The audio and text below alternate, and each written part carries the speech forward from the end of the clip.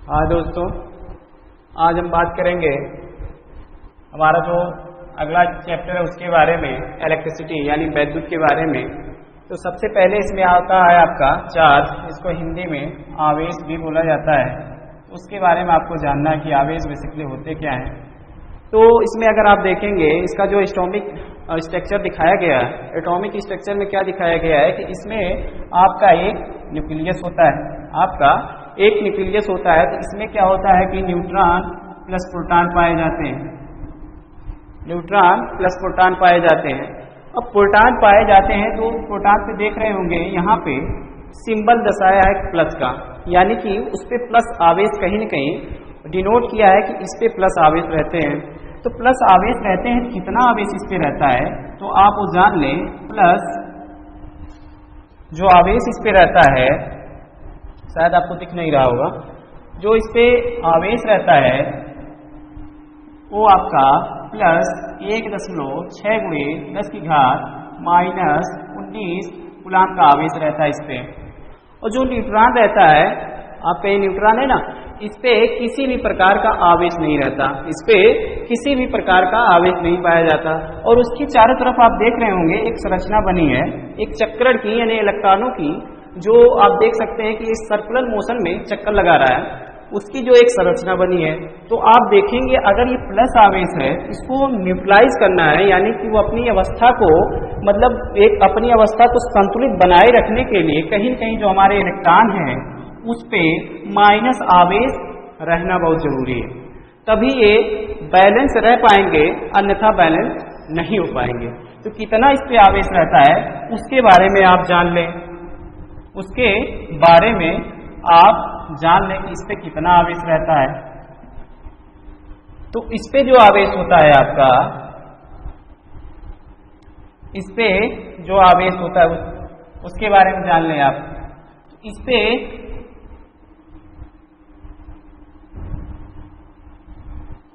पे जो आवेश रहता है आपका -1.6×10⁻⁻19 कूलाम का। अब देखेंगे ये चीजें जो है संतुलित अवस्था में, चूंकि प्रोटॉनों पे जो आवेश है यानी 1.6×10⁻⁻19 कूलाम का जो आवेश है, वही आवेश जो है इलेक्ट्रॉनों पे है।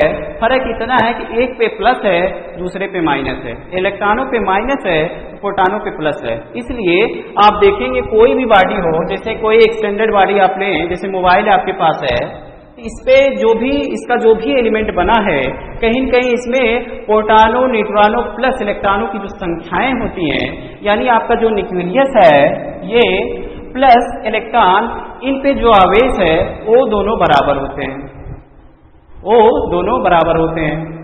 तो आइए हम जानते हैं कि जो आवेश आया यानी 1.6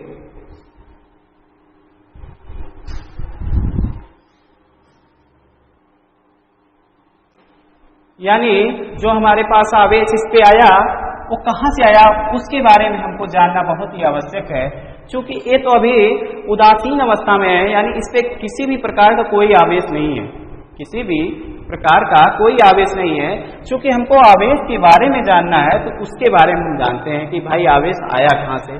जैसे मान के चलिए कोई आपके पास तत्व है, मान के चलिए आपका कॉपर या एल्यूमिनियम, कॉपर एल्यूमिनियम की बात करते हैं हम, इसमें से कॉपर को लेते हैं, तो इसका परमाणु क्रमांक आपका 29 होता है, 29 इसका परमाणु क्रमांक होता है। तो आप देखेंगे एक सूत्र मिला था, एक फार्मूला मिला था, उस फार्मूले का नाम था K(L)M(N).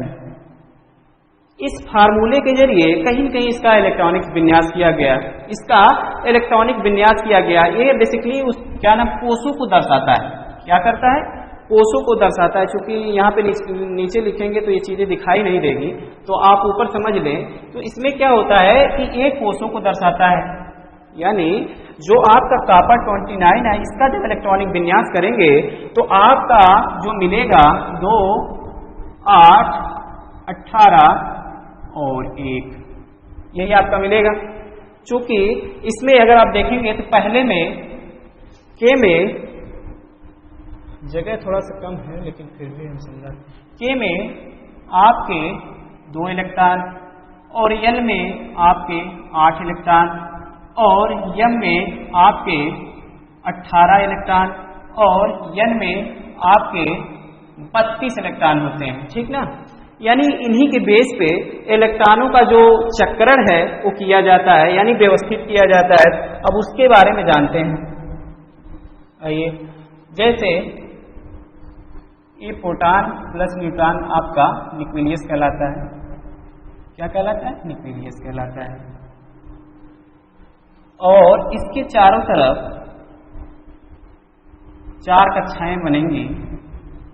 आप देख लीजिएगा 4 कक्षाएं, क्योंकि के एल एम एन के जरिए इसमें 4 कक्षाएं बनेंगी, उसको आप देख लें।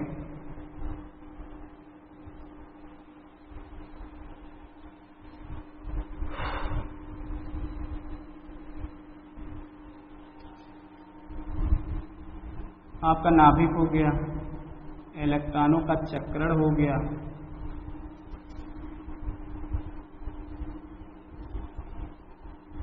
तो अभी आपने जो कॉपर का इलेक्ट्रॉनिक्स विन्यास किया था वो 29 था, तो 2 इसका परमाणु क्रमांक 29 था, 2, 8, 18 और 1, यानी बाहरी कोश में उसके 1 इलेक्ट्रॉन पाए गए।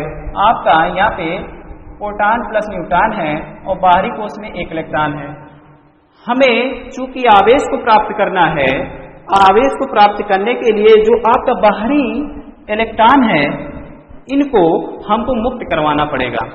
किसी बाहरी एक्सटर्नल सोर्स के जरिए, एनर्जी के जरिए इसको हम क्या करेंगे? बाहर निकालेंगे। और जैसे ही बाहर निकालेंगे इस पे क्या आ जाएगा? आवेश आ जाएगा। अब आवेश आएगा, कैसा आएगा वो तो बात की बात है, उसको हम देखेंगे। तो उसको कैसे बाहर निकालेंगे उसके बारे में हम जानते हैं। आइए, जैसे आपने कोई एलिमेंट ले लिया, कोई एलिमेंट ले लिया, तो चूंकि ये एटम्स हैं, एटम्स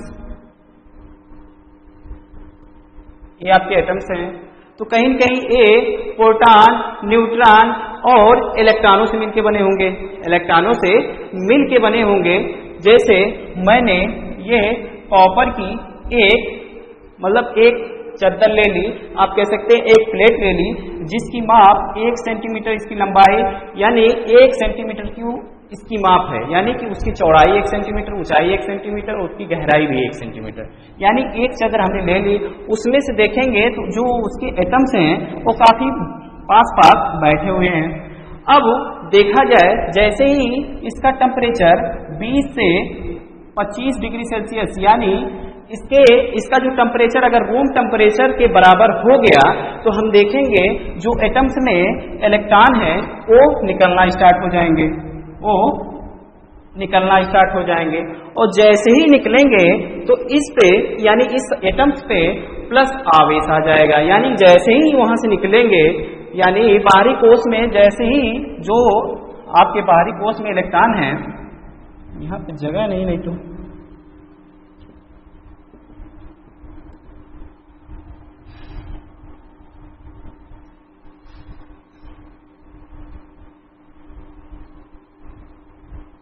ये जो इलेक्ट्रॉन हैं चूंकि नाभिक से इतने दूर हैं, नाभिक से इतने दूर हैं कि इन पे इनका आकर्षण बल बहुत कम है, इनका आकर्षण बल बहुत कम है। कि इनको अगर 20 से 25 डिग्री सेल्सियस अगर तापमान मिल जाए, टेम्परेचर मिल जाए, तो क्या करेंगे? अपनी कक्षाओं को छोड़कर बाहर निकल जाएंगे। और बाहर कहाँ जाएंगे उसके बारे में आइए पता करते हैं, वो कहाँ जाएंगे। तो जैसे आपका एक एलिमेंट है, तो जब इलेक्ट्रॉन निकला, जैसे मान के चलिए एक एटम से लेते हैं, तो जैसे ही यहाँ से एक इलेक्ट्रॉन निकलेगा तो इस पे प्लस आवेश आएगा, और जो इलेक्ट्रॉन बाहर गया उसके कारण इस पूरे एलिमेंट में आपका ये जो तत्व है या एलिमेंट है उसमें कहीं कहीं माइनस आवेश आएंगे। लेकिन ओवरऑल देखा जाए तो अब भी ये बॉडी क्या है? न्यूट्रल है। क्या है? न्यूट्रल है, यानी इस पे किसी भी प्रकार का आवेश नहीं है। यानी हमारा जो रूम टेम्परेचर होता है उस, यानी आपका ये जो कॉपर है उसमें से मुक्त इलेक्ट्रॉनों को निकाला तो, लेकिन एलिमेंट से बाहर नहीं कर पाया। यानी अभी भी हमको कुछ एनर्जी की आवश्यकता है, यानी इसको निकालने के लिए कहीं न कहीं हमको बाहर एक्सटर्नल सोर्सेज की आवश्यकता है। तो उसके बारे में आपने पढ़ा होगा, आप जाने होंगे कि एक रबिंग के जरिए यानी फ्रिक्शन के जरिए इसको निकाला जाता है, दूसरा आपका फोटानों की बौछार करवा के, तीसरा आपका आता है फ्रिक्शन हो गया फोटान, एक टेम्परेचर आता है आपका टेम्परेचर। यानी अगर किसी दो वस्तुओं को रब किया जाए यानी उनको रगड़ा जाए तो क्या होगा, जो आपका बाहरी कोश का इलेक्ट्रॉन है यानी जो बहुत ही कम अट्रैक्शन से बंधा हुआ है वो अपनी कक्षा छोड़ के बाहर चला जाएगा। दूसरा आपका इसमें फोटान के जरिए, जैसे सोलर पैनल का नाम आप सुने होंगे, तो सोलर पैनल में क्या होता है, उसके जंक्शन पे हम क्या करते हैं, फोटानों की बौछार करवाते हैं। यानी इस पे जो प्रकाश डाला जाता है वो बंडल के माध्यम से आता है और क्या करता है, एटम्स पे पड़ता है, और एटम्स में जो बाहरी कोश का इलेक्ट्रॉन है वो काफी न्यूक्लियस से काफी जो कम अट्रैक्शन से बधा है, आप कह सकते हैं उस पर जो उसका न्यूक्लियस का फोर्स है वो काफी कम है। तो जब प्रकाश पड़ता है तो कहीं न कहीं मुक्त इलेक्ट्रॉन या बाहरी कोश का जो इलेक्ट्रॉन उसको बाहर निकाल देता है। आप पढ़े होंगे इसका फार्मूला होता है, इसका फार्मूला होता है E बराबर H इंटू न्यू। ये आपका वेग होता है, इसको प्लांक नियतांक भी बोलते हैं, प्लांक नियतांक भी बोला जाता है। और इसको इसका वेग है, इसको 3.10 की घात 8 मीटर पर सेकंड भी बोला जाता है। तो अब हमारी बॉडी जो है चार्ज होगी, जैसे ही इलेक्ट्रॉन वहां से निकलेंगे यानी उसके बाहरी कोश से जैसे ही इलेक्ट्रॉन निकलेंगे हमारी वस्तु क्या है, अब वो चार्ज हो चुकी है। अब कैसी चार्ज है, तो हम देखेंगे दो प्रकार के हमारे आवेश आते हैं, यानी कैसा उस पर चार्ज आता है उसके बारे में आपको जानना है। तो पहला आपका पॉजिटिव आता है, दूसरा आपका क्या आता है, नेगेटिव आता है। पहला आपका पॉजिटिव है, दूसरा आपका नेगेटिव है। पॉजिटिव के बारे में समझते हैं कि पॉजिटिव आवेश क्या होते हैं। पॉजिटिव आवेश जैसे कोई अगर आपके पास एक्सटेंडेड बॉडी है, जैसे मान चलिए आपका ये मोबाइल है, तो मोबाइल से अगर मुक्त इलेक्ट्रॉन यहाँ से निकाल दिया जाए यानी इसके बाहरी कोश से अगर इलेक्ट्रॉनों को 3 प्रकार की विधियां भी मैंने बताई आपको, एक आपका फ्रिक्शन के जरिए यानी रबिंग के जरिए, दूसरा आपका है फोटानों के जरिए, तीसरा आपका है टेम्परेचर के जरिए।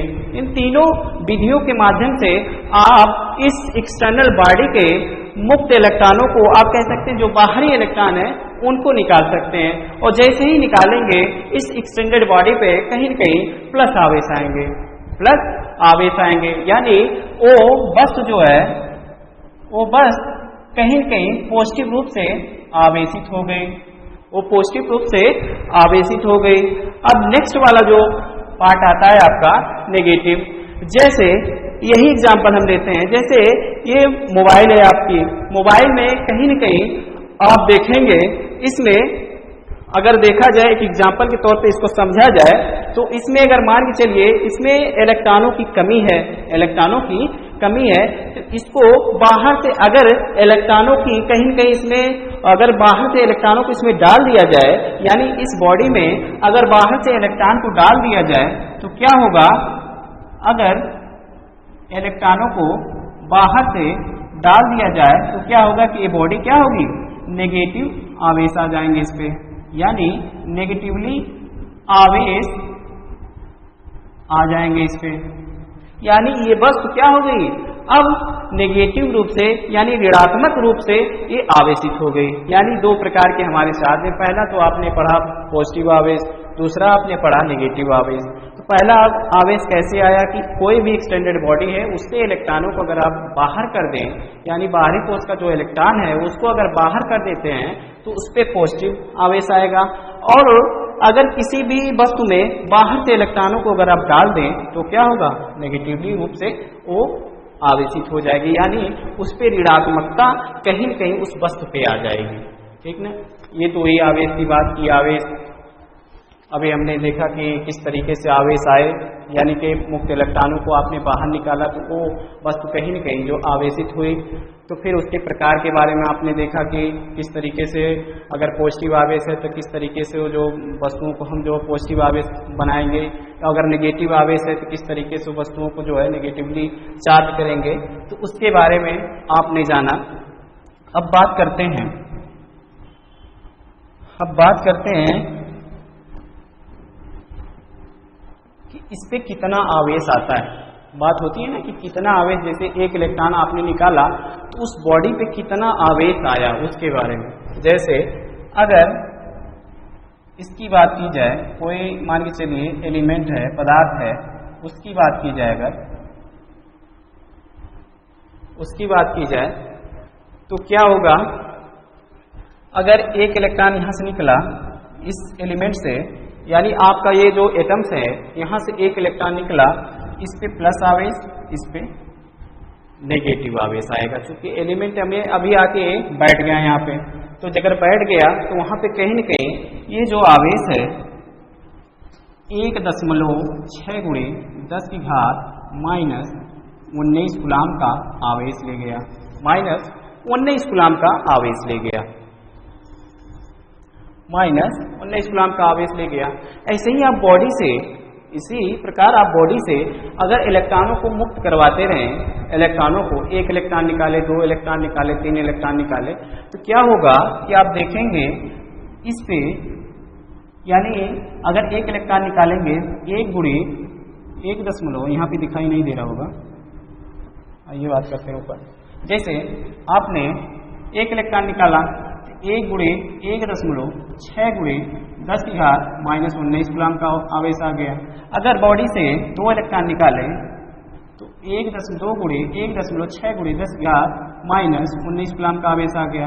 इसी प्रकार अगर आपने n आवेश निकाला तो n गुणे 1.6 गुणे 10 की घात माइनस 19 कूलाम का आवेश आ गया।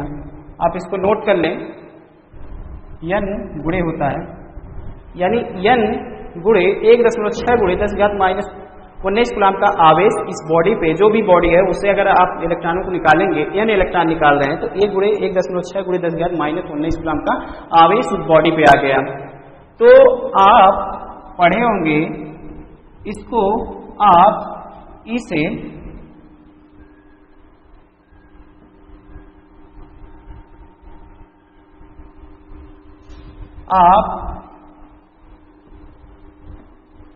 आप 1.6 गुणे 10 की घात माइनस 19 कूलाम को ई से डिनोट करते हैं। पढ़े होंगे आप कि 1.6 गुणे 10 की घात माइनस 19 को किससे डिनोट करते हैं, तो वो आपका ई होता है। तो आपने किसी भी बॉडी से अगर n इलेक्ट्रॉन निकाला तो टोटल जो आवेश उस बॉडी के होंगे Q बराबर n इंटू ई हो जाता है, Q बराबर n इंटू ई हो जाता है। चूंकि ये जो n इंटू ई है एक क्वांटाइजेशन फॉर्म में होता है। किस फॉर्म में होता है? Quantization form. क्वांटाइजेशन फॉर्म अभी हम आपको बताएंगे कि क्या होता है क्वांटाइजेशन। क्वांटाइजेशन का मतलब एक मल्टीपल में आता है। जैसे आपने 1 इलेक्ट्रॉन निकाला, 2 इलेक्ट्रॉन निकाला, 6 इलेक्ट्रॉन निकाला, तो जितना ही आप निकालेंगे उतना ही इसमें क्या होगा, गुणा होता चला जाएगा। जैसे 2 इलेक्ट्रॉन आप निकाले तो 2 का गुणा, 4 इलेक्ट्रॉन निकाले तो 4 का गुणा, यानी नंबर ऑफ इलेक्ट्रॉन इसको बोला जाता है। उसी को क्वांटाइजेशन भी कहते हैं, कहीं कहीं पढ़ा जाता है क्वांटाइजेशन। तो नंबर ऑफ इलेक्ट्रॉन, इसको नंबर ऑफ इलेक्ट्रॉन भी बोला जाता है, नंबर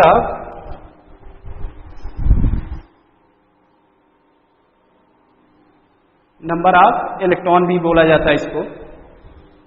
ठीक, ये तो हो गई। हाँ, कभी कभी इलेक्ट्रॉनों का जो द्रव्यमान पूछ लेता है, आप देखेंगे कभी कभी एक ऑब्जेक्टिव क्वेश्चन भी बनता है कि इलेक्ट्रॉनों पे कितने आवेश होते हैं। वो तो आपका क्लियर हो गया कि माइनस 1.6 गुणे 10 की घात माइनस 19 कूलाम का जो है इस पे नेगेटिवली आवेश होता है। लेकिन कभी कभी इसके द्रव्यमान के बारे में पूछता है कि इसका द्रव्यमान कितना होता है, उसके बारे में लिख लीजिए आप। इसका जो द्रव्यमान होता है वो 9.11 गुणे 10⁻31 kg होता है, यानी किलोग्राम होता है, मास। ठीक ना, मास 9.11 गुणे 10⁻31 kg का इस पे कहीं पे इसका जो द्रव्यमान होता है। अगर ग्राम में चेंज किया जाए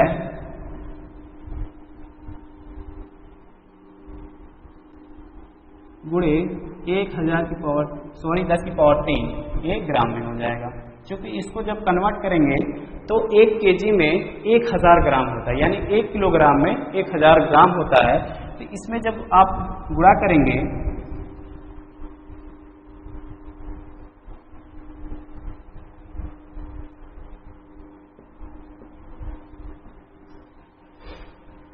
इसका जब गुणा करेंगे तो आप पाएंगे 9 गुणे 9.11 10⁻28 ग्राम की। ठीक ना,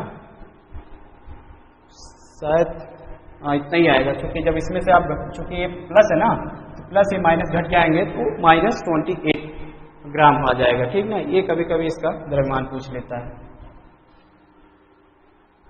और आप फिगर में देख ही रहे हैं, इसमें जो आपका न्यूक्लियस है इसके बारे में आप थोड़ा बहुत मैं बता ही दिया आपको कि न्यूक्लियस में क्या होते हैं। बेसिकली इसमें प्रोटॉन प्लस न्यूट्रॉन और इसके चारों तरफ जो इलेक्ट्रॉन चक्कर कर रहे हैं। अभी सारी सारी प्रक्रियाएं जिसके माध्यम से ये आवेश आया, सब चीज़ें जो है आपको ये 1 बाई 1 करके आपको बता दिया गया कि पॉजिटिव आवेश कब आते हैं, नेगेटिव आवेश कब आते हैं, आवेश किस लिए आते हैं, उसके बारे में बता दिया गया आपको। अब हम बात करते हैं नेक्स्ट की। नेक्स्ट में आपका आता है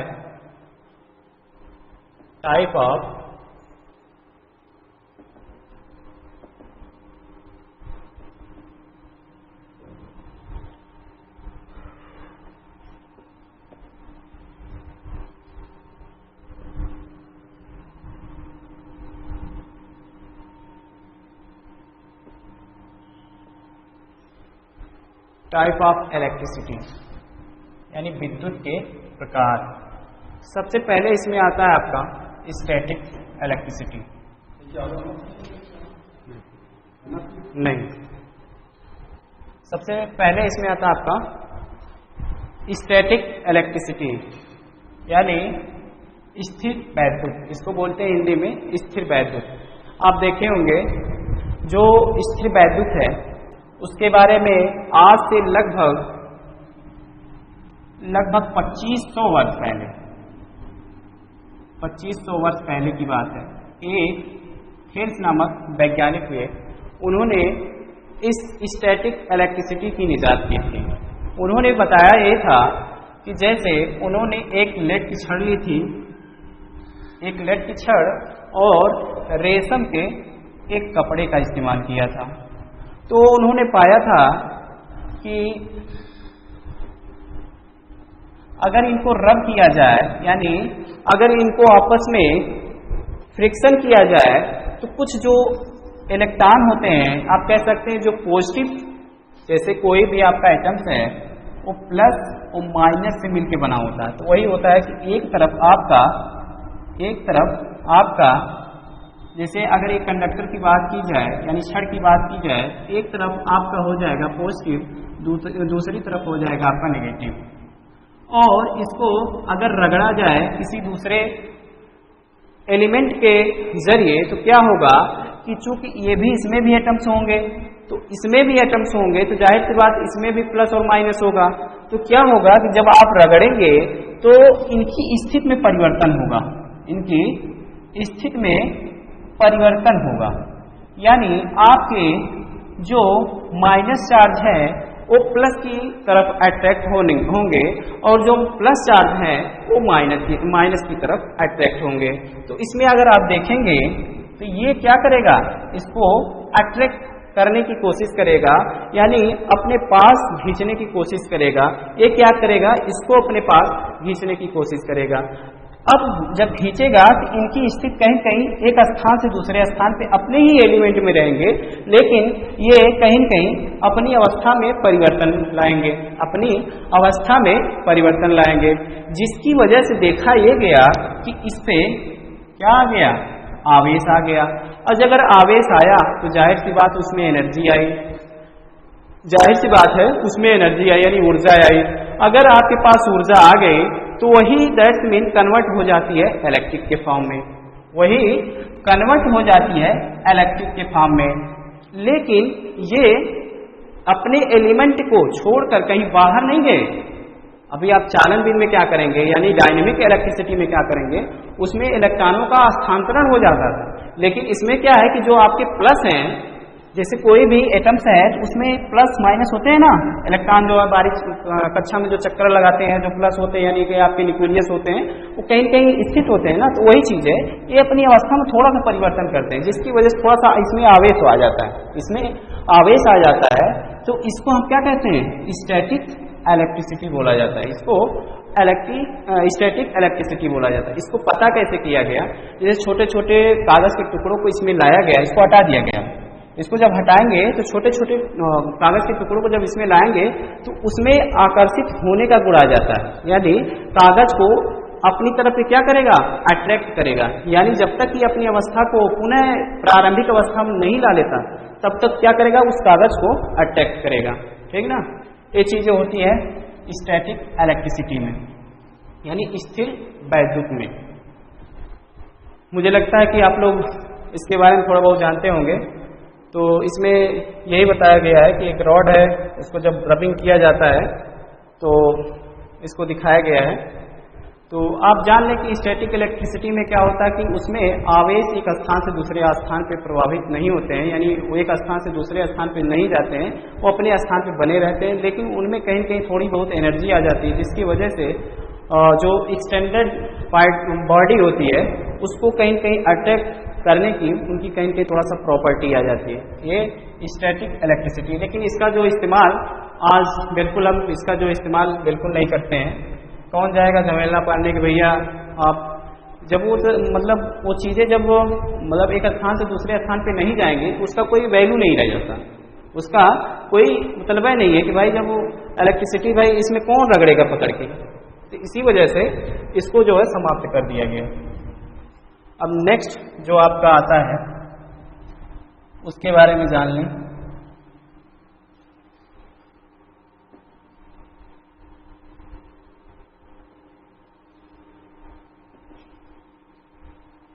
डायनेमिक इलेक्ट्रिसिटी, ये बहुत ही इंपॉर्टेंट है, हर जगह इसी का इस्तेमाल किया जाता है।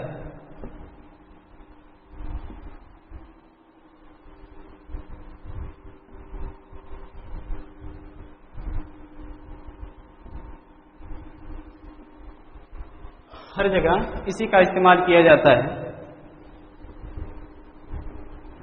डायनेमिक इलेक्ट्रिसिटी का।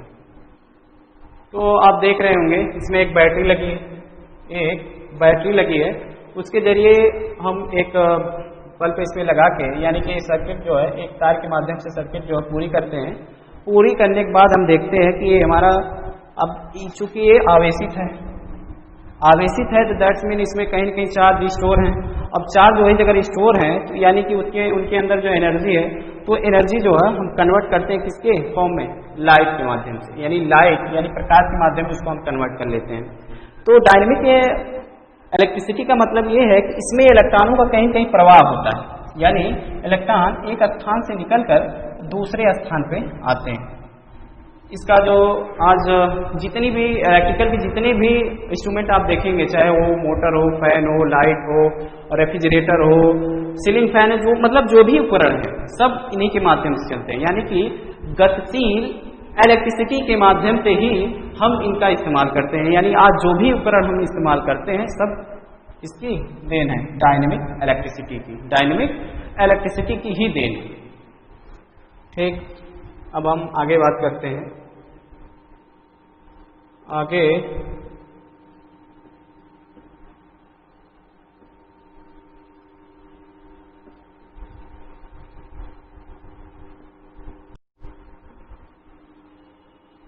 आगे हम बात करते हैं विद्युत धारा। हमारा नेक्स्ट पॉइंट आता है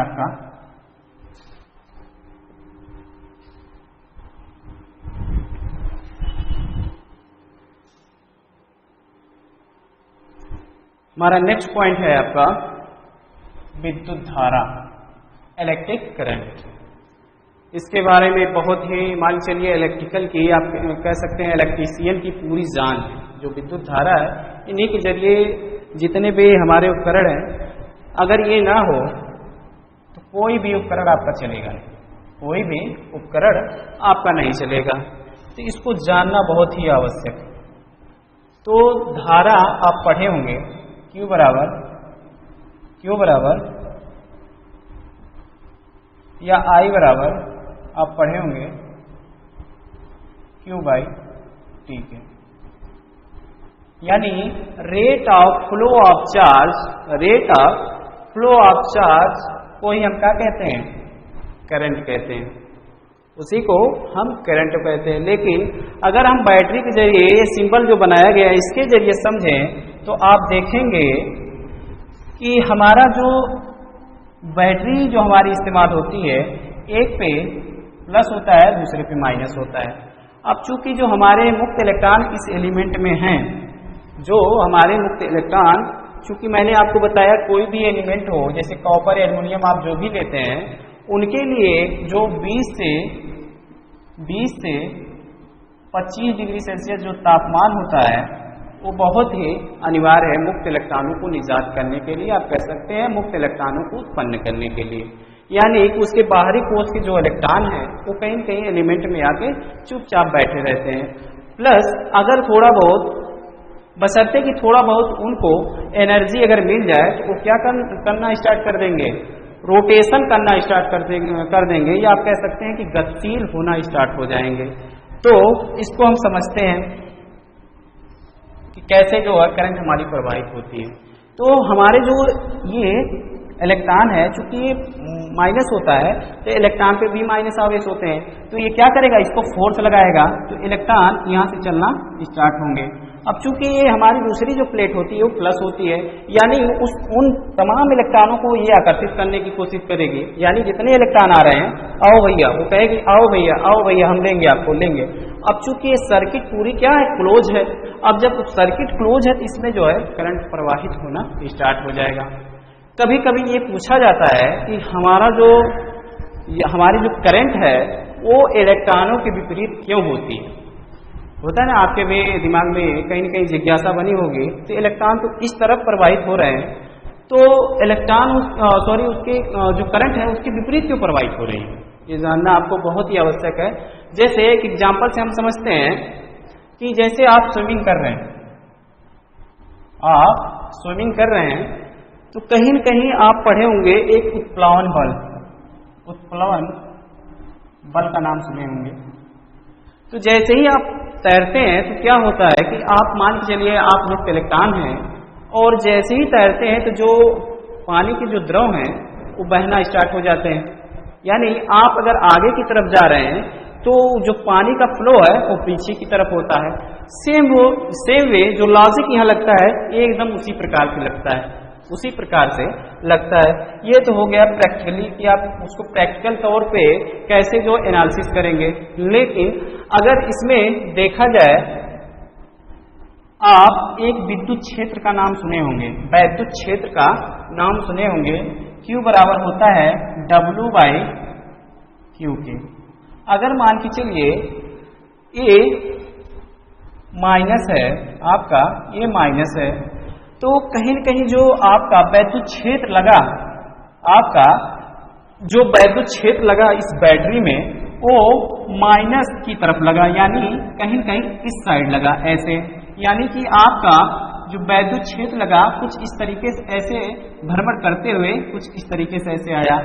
इसीलिए कहा और ये बताया गया कि जो वैद्युत क्षेत्र होता है उसी की वजह से इलेक्ट्रिसिटी जो है बहती है। उसी की वजह से इलेक्ट्रिसिटी अगर वो किसी भी फील्ड में लग गया वो तभी लगेगा जब आवेश रहेंगे, जब आवेश रहेंगे।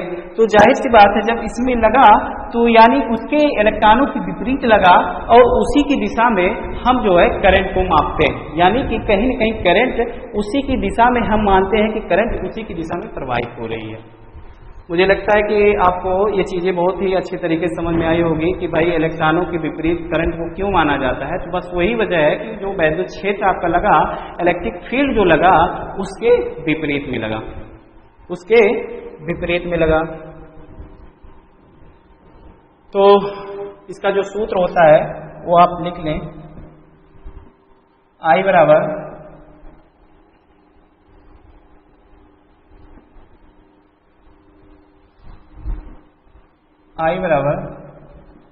Q बटे K के होता है, और Q बराबर अभी आपने पढ़ा आवेश में, Q बराबर N इंटू ये होता है,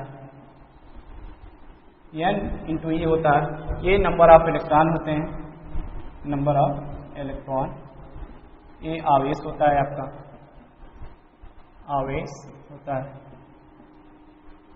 ठीक ना।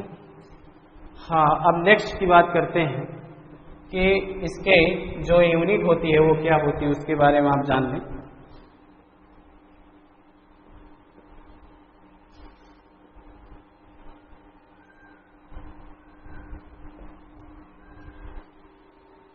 अभी मैंने जो बताया कि डायरेक्शन ऑफ इलेक्ट्रिक करंट, तो यूनिट अभी थोड़ा बाद में देखते हैं। तो इसमें क्या इलेक्ट्रॉनों के विपरीत दिखाया कि नहीं,